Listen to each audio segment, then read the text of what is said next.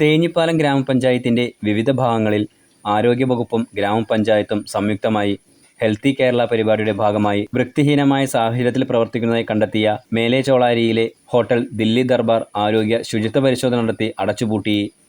പൊതുജനാരോഗ്യത്തിന് ഹാനികരമാകുന്ന തരത്തിൽ പ്രവർത്തിക്കുന്നതായി ബോധ്യപ്പെട്ട 3 സ്ഥാപനത്തിന് നോട്ടീസും നൽകി.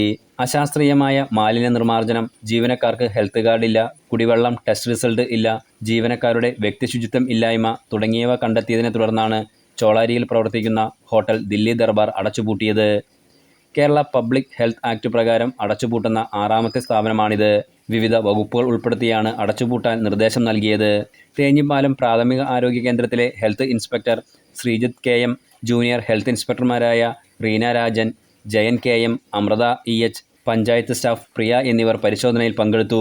തുടർ ദിവസങ്ങളിലും പരിശോധനകൾ കർശനമാക്കുമെന്നും 2023 പൊതുജനാരോഗ്യ നിയമത്തിലെ വിവിധ വകുപ്പുകൾ പ്രകാരമുള്ള അടച്ചിടൽ നടപടികൾ, ഫൈൻ ഉൾപ്പെടെയുള്ള നിയമ നടപടികൾ സ്വീകരിക്കുമെന്നും ലൈസൻസ്, കുടിവെള്ള സാമ്പിൾ പരിശോധനാ റിപ്പോർട്ട്, ഹെൽത്ത് കാർഡ് എന്നിവ ലഭ്യമാക്കാത്ത ഭക്ഷണശാലകളുടെ പ്രവർത്തനം താൽക്കാലികമായി നിർത്തിവയ്ക്കുന്നതുൾപ്പെടെയുള്ള നടപടികൾ കൈക്കൊള്ളുമെന്നും ഹെൽത്ത് ഇൻസ്പെക്ടർ അറിയിച്ചു.